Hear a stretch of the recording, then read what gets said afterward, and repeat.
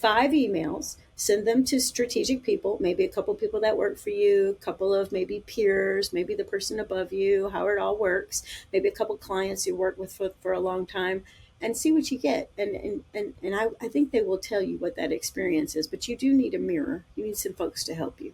You could be not exactly where you need to be.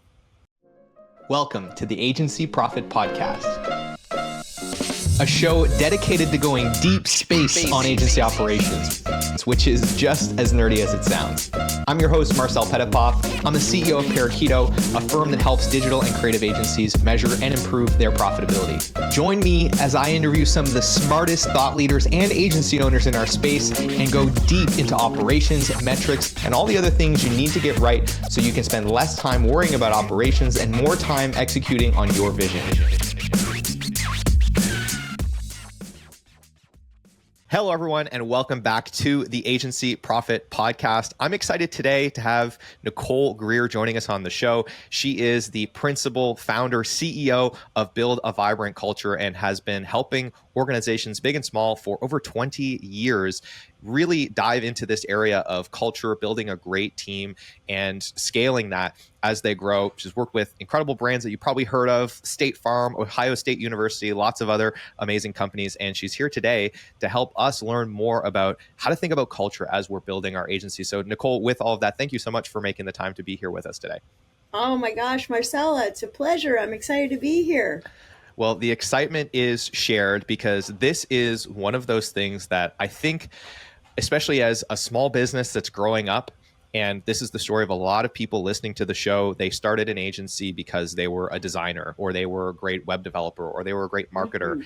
And they woke up one day and realized, shit, I have a business, I have a team, we have a culture.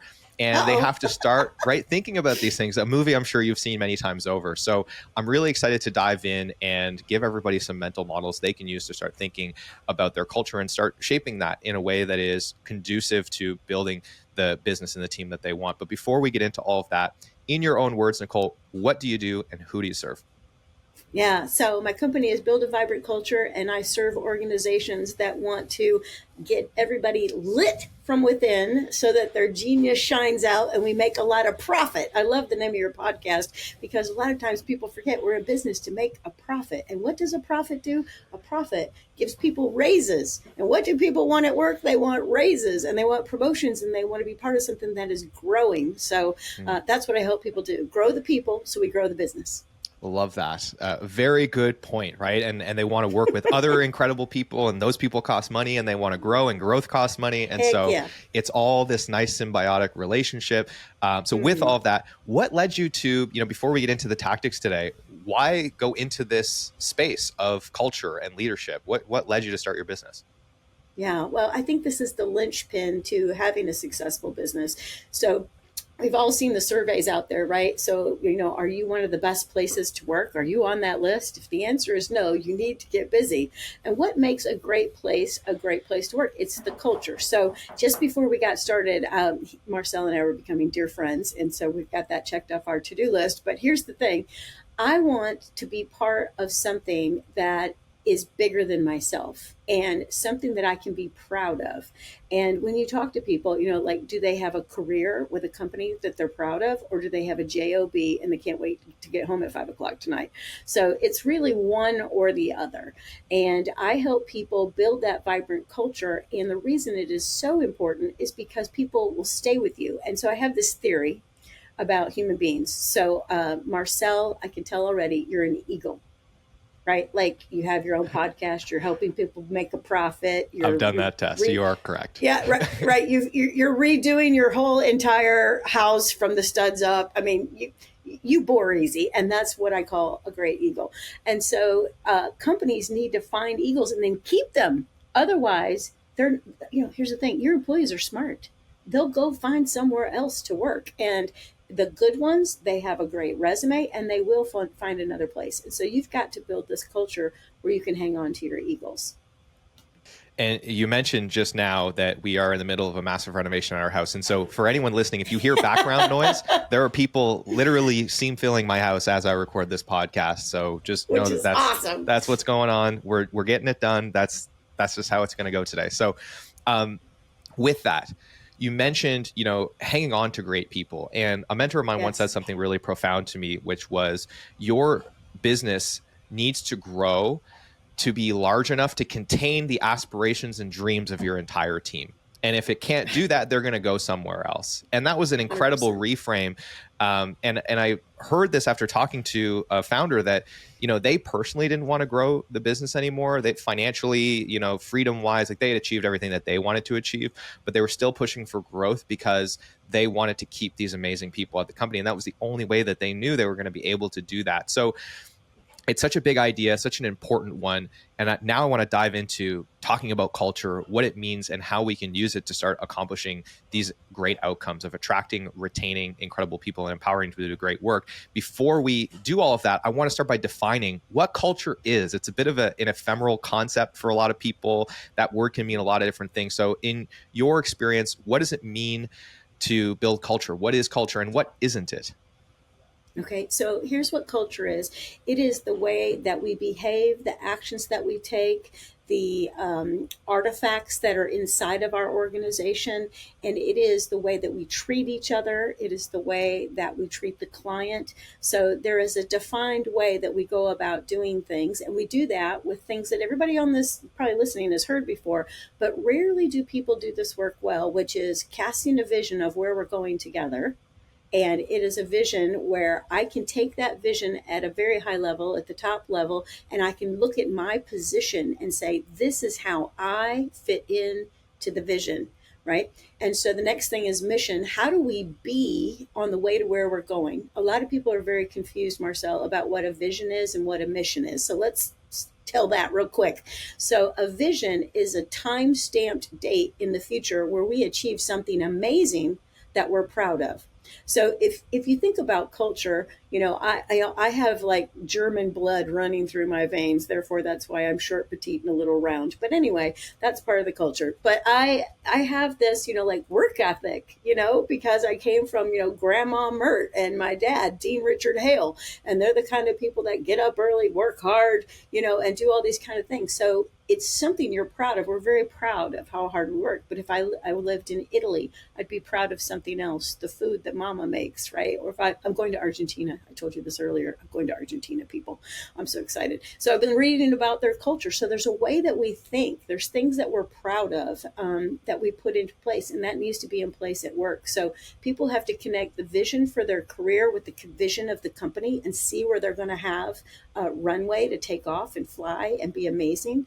And then there's how we be on the way to where we're going, the mission statement. So that could be our core values. And it could be maybe a contract or a process that we go through that says this is how we're going to work together moving forward. I'm a big believer in onboarding and having a robust 1 year onboarding program that takes people into the fold of the community, doing key interviews and interviewing with more than one person to get hired. There's a lot of things you can do to enculture people, and what culture is not is a project that we work on. Culture is not an event, it is a process, like so many important things, right? Right. Now, you brought something up that I think is, well, you didn't directly bring it up, but I'm reading between the lines a little bit here. And this has been an experience Okay. for myself where I have found that me and other people, we tend to start to think about culture in this very mechanical way. The benefits that we offer, the core values that we wrote down on a piece of paper, Mm-hmm. the habits and rituals that we have around the office for things like certain meetings we do or certain outings that we have or the type of food that we order for the company event.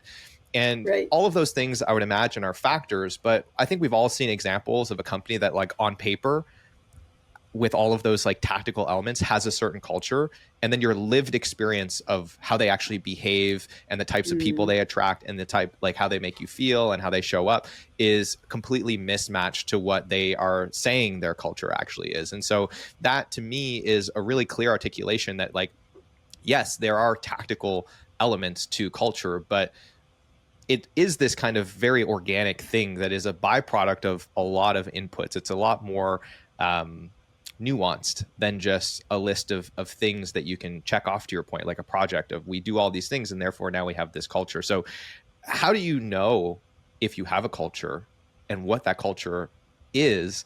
And let's start there. How do you know if you have a culture and what your culture is?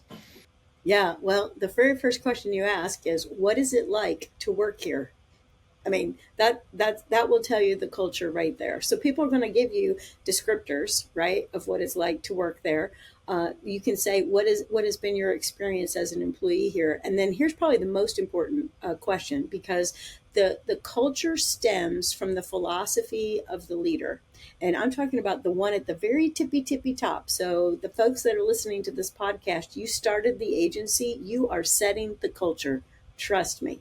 And so how we experience that person is so important. So the first question I ever ask if I'm doing executive coaching with a leader, Marcel, is this: what is it like to experience you? And that leader informs us of how we get things done. So I'll tell you a quick story. I work with a company up in Detroit, Michigan, and the CEO's name is Navat Sharesh. And so Navat is an amazing human. He's originally from Israel. And so you were talking about core values and stuff. Now, his core values aren't trustworthiness or integrity or honesty. One of his core values is get shit done. And so that's like literally in the handbook. And so when you go to work with his team, it's like they have a huge sense of urgency, but at the same time, they are growing things, providing opportunity, going into different marketplaces, and he's rewarding people as he's doing all of this. And when you meet him and experience him, he is so excited about what is possible, and what are we going to get done today. So he's a great example of a leader who's building a culture, and it kind of comes off of his personality. But here's the thing: he surrounds himself with people that are like-minded.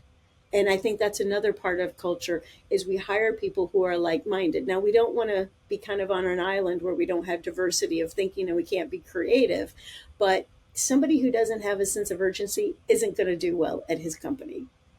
And I think that's what we need to think about. I think a lot of the culture piece is around, like I said at the beginning, about work ethic.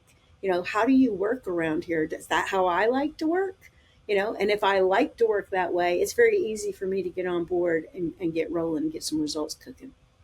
So it's interesting, like everybody has a culture, and whether you know it or not, whether you're paying attention to it or not, your culture Right. is going to develop, and it's going to be, to your point, a byproduct of the people that you hire and how they behave. And it's I'll use an analogy here. It's kind of like your psychological profile. Like, it's the result of a whole bunch of things: who your parents were, who your friends were, what environment you grew up in, what kind of Oh, sports you played when 100%. you were a kid, right? And I think the same thing is true about a culture at a workplace. So how do you know if your culture is good or bad? And I think that this is a really nuanced question, right? Because it's like, it might be a bad fit for someone. That doesn't mean that the company culture is inherently bad, because it might be the appropriate culture for the right kind of people to accomplish 100%. the path that this business is on. But we've also heard lots of things like, oh, this company has a toxic culture, or you hear about companies that have these kind of institutionalized issues with things that are illegal, or like Oh, people my getting word. burned out. You hear all kinds of horror stories about cultures that pretty objectively are bad. So how do you draw that line, and how do you make a determination, if you're waking up to the fact that you have a culture in your business, of whether or not it's good or bad and aligned to what you need? Yeah. Okay. So I would say that your basic KPIs are going to tell you if it's a good culture or a bad culture. And so a KPI is a key productivity indicator. Now, the one in the title of this podcast is profit, right? So again, I'll go right back there. So if your company's making a profit, that's a good indicator, because it takes great employees, happy employees. And that's really my definition of like a vibrant employee. One that's, do you like working here? I do. I love it. I love working with Marcel. He's awesome. I mean, there you go. That's a vibrant culture, because that person you see is lit from within. Okay, they've got their fire, their motivation is up, they're ready to go to work, and so you're going to make a profit. Another thing that I think is so important to know if you have a good culture is if the people are engaged in the daily work and helping you lead the way forward towards a vision. Now, I think this is an important thing. Vision is a big part of a vibrant culture. So if you've got a vision, you've probably got a vibrant culture. And so, well, here's what I mean by a vision. Again, time stamped in the future, and we know where we're going. And I want to be part of achieving that. And when I get there, I'll be proud. I've worked places where I was proud to be part of the team, and I've worked places where I couldn't get my resume together fast enough.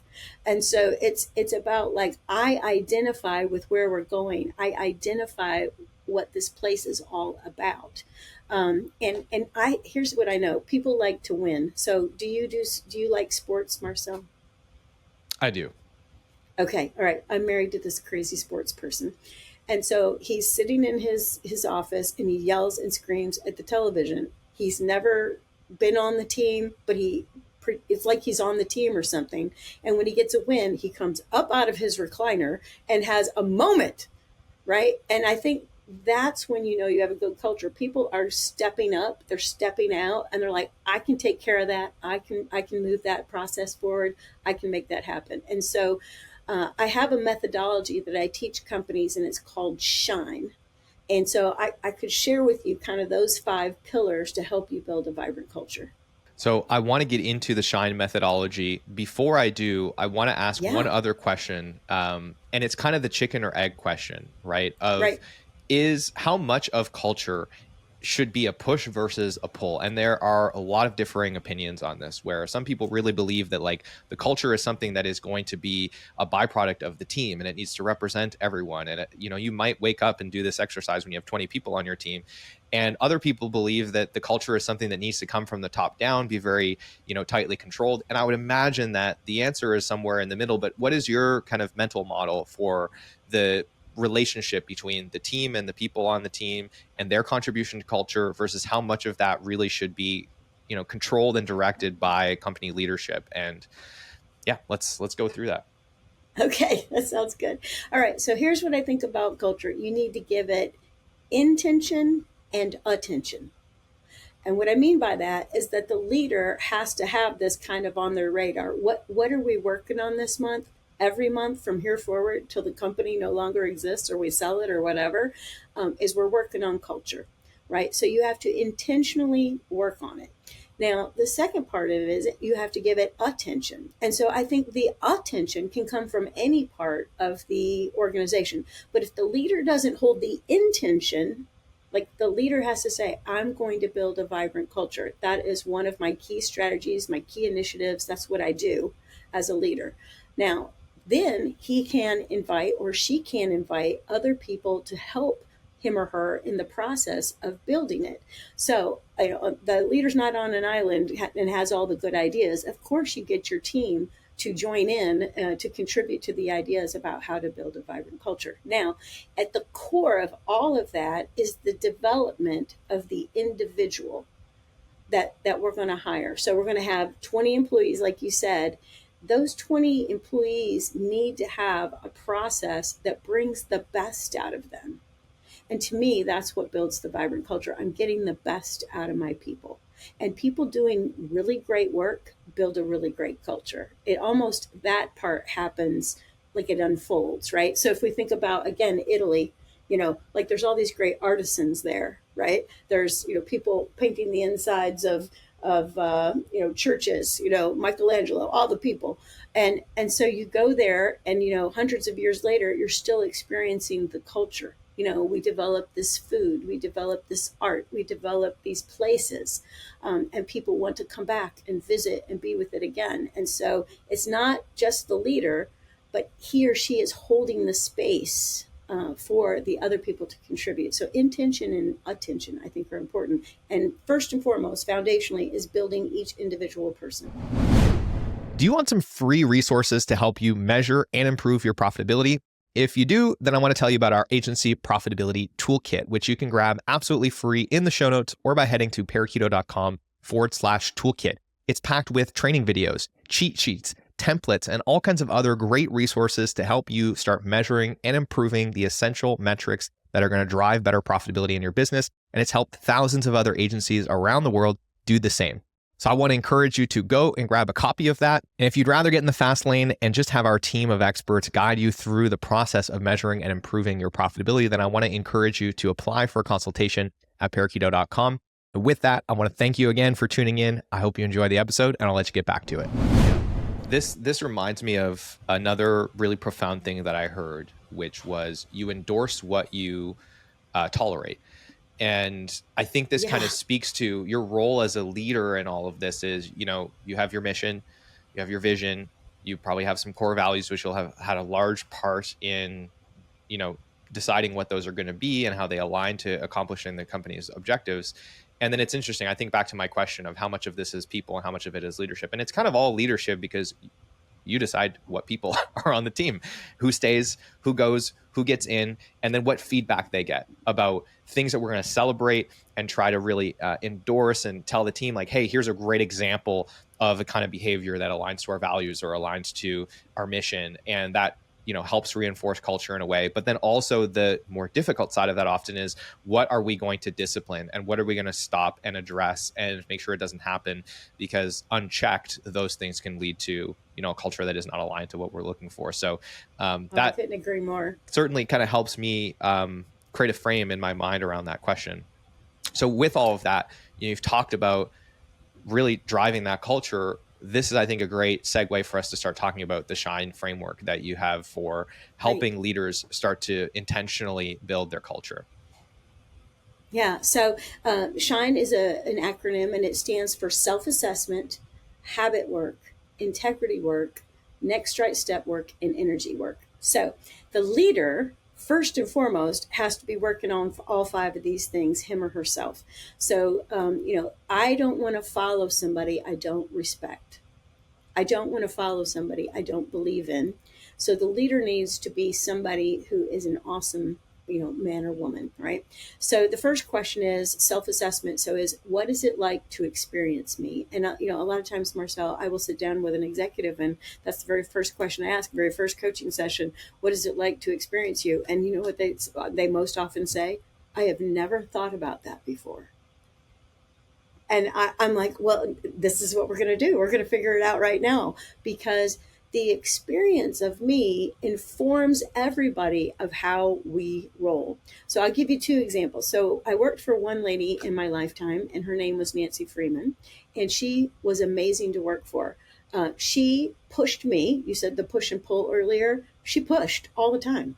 She's like, you can do this. I know you can do this. Here's what I want you to do. Go do this. And I was like, okay, and I became somebody I didn't know I could become. But she did it in such a way that it was like loving, right? You have potential, Nicole. I know you can do this. What do you need from me? Like, it wasn't like she was just throwing me out there. She was giving me the tools, the resources, the stories, the mentorship, everything I needed to move forward. And then I've worked for other people. So I worked for this girl, Shayna, one time. And so I never saw Shayna. I couldn't get a hold of Shayna. Shayna called me back when I was out showing an apartment. I used to be in the apartment business. And I was like, I got no help here. So I wasn't with that company for very long. I ended up staying with Summit Properties for over 15 years. Okay. And I was an eagle. I leased all the things up and did all the things and worked like a dog for those folks. But it was because I felt that they loved me and that the quality of my leader was going to get me somewhere. And so the quality of the leader, their job is to develop people. And I can't uh, enforce that or make that stronger than saying that's what a leader does. It develops people. So the first thing is, what is it like to experience you? So leaders need to understand their personality, their emotional intelligence, and they need to understand their change readiness. And they've got to have excellent communication skills, which is the second thing, which is habits. So many leaders get to the next level and they think, oh, I've made it, so I don't have to learn anymore. But oftentimes what I see is that leaders are promoted, but they're excellent technicians, or they have a set skill set or a set of or some knowledge that other people don't have, and therefore they get promoted. But then when they get promoted, they're leading, maybe 20, 50, 100 people, and they have to have communication skills. So communication skills are huge. Active listening, asking powerful questions, things like that. And then third is the I, which is integrity. And so this is all about being a man or a woman of integrity. And earlier you said um, something to the effect of uh, you've got to give people feedback. I think you said feedback. Talk about that again, because I want to talk about integrity and feedback. Yeah, like my experience as a growing and developing manager is that Yeah. the easy thing to do is to celebrate things that people are doing well. Even that's not actually that easy, as Mm-hmm. I'm learning. Like it takes a lot of conscious effort to like do that and to call things Right. out. But what's more difficult is addressing things that are not aligned. And especially when it's not a good time. Maybe we're really busy. Maybe someone's having a hard week and it's not that big of a deal as like a single thing. But when you crop that out to like, what are the implications of me letting this slide in terms of the message I'm sending about what we accept and what we endorse? That is actually, at least for me, has been much more difficult is, addressing the things that are not aligned. And so providing that feedback is such an important part, I feel like, of leadership and is a place that a lot of people need to develop, myself including. Okay, so I've got a little recipe for feedback that I can share with y'all. And so integrity, it comes from the same word as integer, which we all know from algebra class. Some of you are having good flashbacks, and some of you are like, "Don't talk about algebra." But anyways, it means a whole number. Like there's no fraction, there's no decimal point, there's no nothing. It's a whole number. And so leaders have to keep a company vibrant, to have that culture vibrant. There's got to be like a holisticness to it, right? So you have to give people the positive feedback, and have to give them the corrective feedback. Now, I said earlier that a big part of building a vibrant culture is developing people and onboarding them correctly.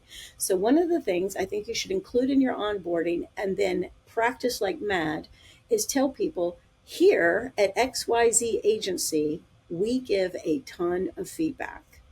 So just be prepared. When you do great, we're going to give you feedback about that. And when you do not so hot, you'll get feedback about that, because we want you to shine. We want you to be awesome. And if we don't give you the corrective feedback that you need, it won't work. And the only way you're going to grow and you're going to be amazing is if we give you this feedback. So leaders are like, well, that's all good and well, Nicole, but how exactly should I give feedback? Well, I have a little formula called a C3. So everybody write down 3 C's and go like C, C, C, go vertical. So the first C is circumstances. And so you're going to tell the person exactly what you witnessed, like a little movie. Okay. And you're going to get it as close to 100% factual as you can get it. All right. About whatever it is that they're doing or they did. Now, the second thing you're going to do is you're going to talk about the quality of their behavior, or their second C, conduct. So here's what I saw. Okay. I've got a list of 48 different character traits, character in integrity, that will help you kind of see what people are doing. I will send that to you if you want it. You can email me at Nicole@vibrantculture.com. But you use that sheet to define the behaviors and the conduct. And sometimes the stuff that people do, it's like, we just can't quite, like, what do you call that thing they're doing right there? Oh, it's sarcasm, or they come off a little arrogant, or, they're slack. I don't know. They're cutting corners. What would you call it? And so this has a whole list of all of these different things people do. And then the final thing that you say is the third C, which is consequences. And see, we all learned this in physics class, that every action has a corresponding reaction. And so a lot of times people don't think what they're doing is an issue or a problem, but it is. And so the leaders have to nip this in the bud, right? So a positive C3 might sound like this. Marcel, uh, today we got on the podcast early and we chit chatted, and here's the conduct. You're super friendly. You made me feel comfortable, and consequently, I'm having such a great time. I think this podcast is going to be a big success. So there's a C3. Now, don't miss this, everybody. Because I said you're friendly, you made me feel comfortable, I gave him two specific things that I want him to do more of. So in your culture, if there's behaviors you want more of, call them out very distinctly and individually, and then tell people how you're grateful for it. Now, on the flip side, we could do a corrective C3, and it would be the same thing. So let's say that we had a meeting yesterday, and we said, we'll call this person George. George, yesterday we were in the staff meeting. About 3/4 of the way through, we were talking about project X for client Y. And you stood up and said, I'll believe it when I see it. and you kind of shoved your chair in a little strongly, and consequently, I am very worried about your contribution to project X and how we're going to make client Y happy because of your behavior. And then here's what you do at the end of a constructive C3. You say, "What's up?" Because something's wrong. Their emotional intelligence has probably flown out the window or something. And so you kind of call people out. Now, I'm going to wrap this up by saying this is that if leaders do not correct bad behavior, you're going to have a dark culture. It won't be vibrant. And people who are awesome and watch other people not be awesome will think you are a foolish leader. And that's really like, so giving people feedback. And then the other thing I think is accountability. That's a big part of integrity too, is holding people accountable. I got a little recipe for that too, but I'm gonna shush a minute because I get all excited, Marcel, about these things. Well, Nicole, your excitement is more than welcome. Because you're speaking to the real stuff. You're absolutely right, and this is like such a difficult thing, especially for a self-diagnosed people pleaser.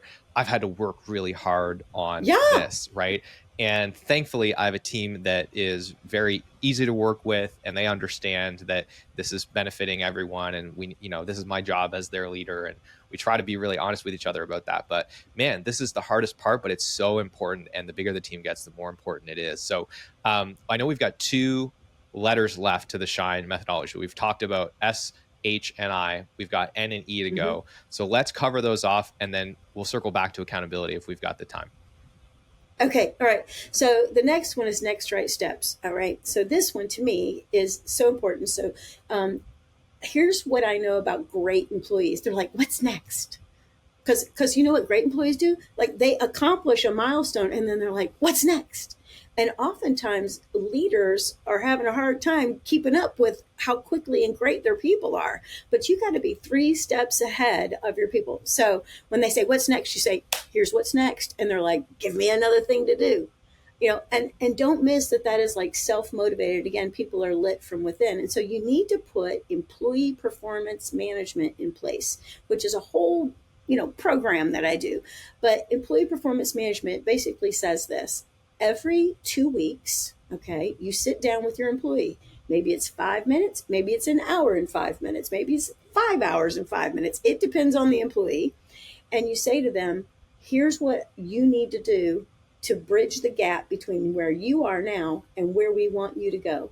Now, this future of the employee dovetails perfectly with the future of the organization. So one thing that I think leaders are very reluctant to do, and I'll never understand this, so I'm begging actually everybody to think like this. Every time I have an employee, I'm like, do you want my job?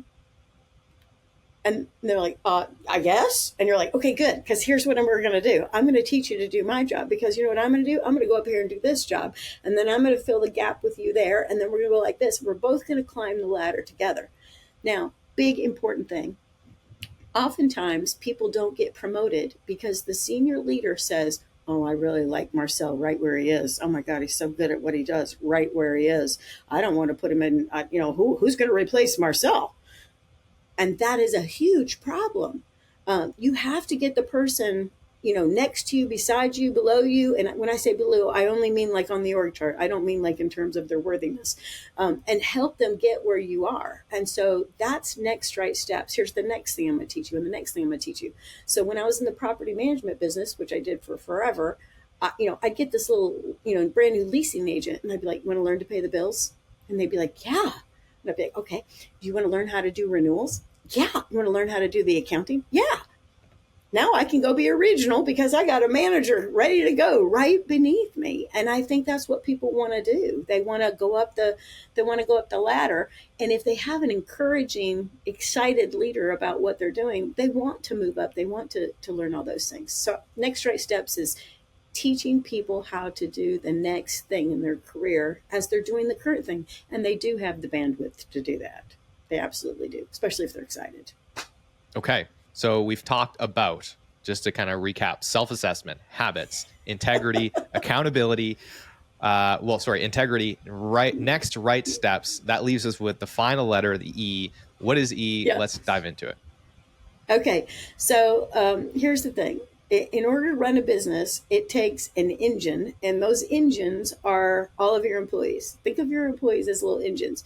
And so they have to be powered up before they can go to work. And so, again, in that next right steps conversation that we're going to have every 2 weeks with our employees, and people are going, "You want me to sit down every 2 weeks? I don't have time to do that." You don't have anything but time to do that. I want to just say that real quick. All right, so energy. So I sit down with people. This is what fires them up. Uh, in my lifetime, when a senior leader sat with me and talked to me about my future, I got excited. I got motivated. And so that is what happens when they get to sit down with you. And so do that for your people. Now, there are 6 energies. A lot of people don't realize there are 6 energies inside of every human being. And the leader is trying to stoke those energies through their conversations and their interactions with the organization. So the first energy is intellectual. You need to do training, coaching, send people to conferences, do all sorts of stuff where they learn, buy a book for everybody and read it at lunch and have pizza, whatever. So, you've got to do that. The second energy is emotional energy. If I feel like Marcel, my leader, cares, I will work very hard for him. All right. The next energy is spiritual. And so that's not necessarily religious. What that I'm talking about there is like, again, we have this vision and we want to win. We're going to get it. We're going to do it. We're going to accomplish it. And when we do, we're going to be so proud. So we'll be spirited about it. The next energy is physical. You got to have a great benefits program. You got to give people time to leave work and go climb a mountain and do a yoga class and things like that. You got to have stand up desks and treadmills like I'm standing at right now. People have to have good physical energy to do the work. Then the next one is social energy. Stop. That one is so important. You have to give people space and time to get together and work. And this is so important if you are working your agency virtually. You need to get together and have like, we're going to have a 30-minute thing. I'm sending you all a coupon to get Uber Eats to send your food to your house, and we're going to just chat it up for an hour, and we're going to be friends like you and I did at the beginning of this call. We're going to do maybe an exercise. I have this exercise called Vibrant Identity, and it is the funnest thing to do with people. You talk about where we came from. Okay, so when I popped on the planet, what was I given? What are the best choices I've ever made in my life? What a great conversation that is. And then who am I at the core, and who is Marcel at the core? Doing this kind of work bonds people together. And then the final energy is financial. So people do want to get paid more money. I mean, Marcel, would you like to make more money next year than you made this year? Say yes. Me too. And so that's what people want. And so, just a quick story, I was working with a company called Southern Fabricators, and they make metal things and they weld stuff together. Long story short, they went out and they got a piece of AI, a camera that can do quality inspections of what they make without a human eye involved. So, do you think this will be a better quality check than a human eye? Everybody say, yes, of course it will be. And so everybody's freaking out. Oh my God, we're going to get this AI, this camera's taking over quality. Oh, everybody's flipping out. Oh, we're going to lose jobs and all this kind of stuff. Okay, they made so much money catching so many things before it left the building on a large semi and getting returned on a large semi. Just think about how much that costs, right? They catch it. So they gave back 5% of that amount of money they made back to the people when they got this piece of AI. Right? So, what is everybody at the company like? What else can we get AI on? What else can we do? Because now we don't need that human eye to look at this thing. We have a human person to do something else, develop people, do training, all the things that we wish we had time for, but didn't have time for because we had to look over this large unit with our naked eye. So I think financial energy. So, put something out there where people can make some extra money and drive the profit and give them a piece of it. That has been a huge thing for us. We rolled out, we've been meaning to do this for a long time, but we really believe in, for all the nerds listening, delivery margin based incentive programs for the team. We rolled it out, and like even for a team that does this for a living, our team exists to help other firms improve their delivery margin. It has, like, we have found another gear internally on focusing on that, and everybody's contributing to it. So So stinking fun. it's a huge thing. All right, so we've talked about, just to recap, S.H.I.N.E, self-assessment, habits, integrity, accountability, or sorry, next right steps, and engine.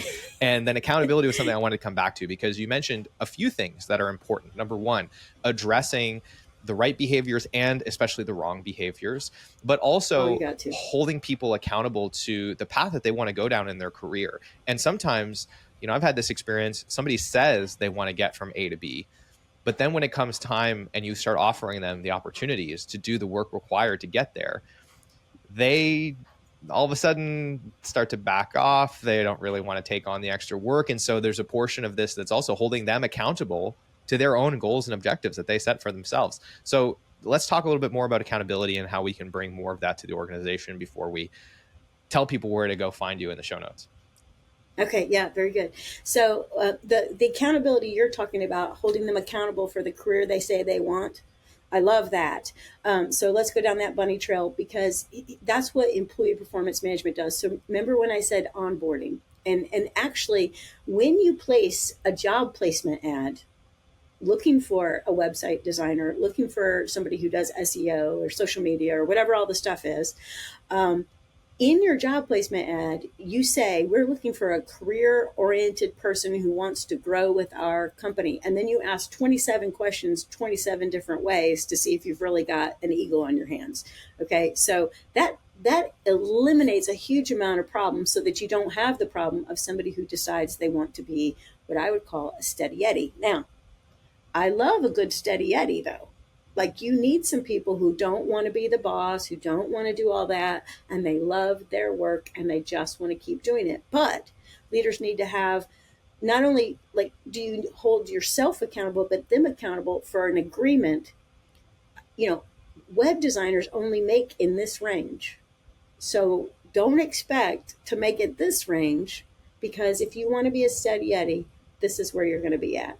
So when you're ready, when you change your mind, when you're in a different phase of life, a lot of people, I don't know, Marcel, you're so young. I don't know if you have little children running around this construction site or not, but like when my kids were little, David and I had different priorities than when they left. Like the minute they left, we're like, we're going to work. Because for a lot of years, it was just like, we have to be off at 5 so we can go to soccer and we can make dinner and have a normal life or whatever. So there's making sure there's proper expectations, which is a little bit like accountability. So I'm going to throw this out here real quick. Uncommunicated expectations are a premeditated opportunity to be disappointed. So a lot of times it's about setting expectations on what are you going to do with your career. I love a steady Eddie and I love an eagle, but let's be clear about what that means and what the future holds and what paychecks look like and all that kind of stuff. Now back to accountability, which is where Marcel works for me and he's going to do something for me. Oftentimes leaders are a little bit, dare I say this, slack about how they hold people accountable. And so I say, Marcel, will you do this for me?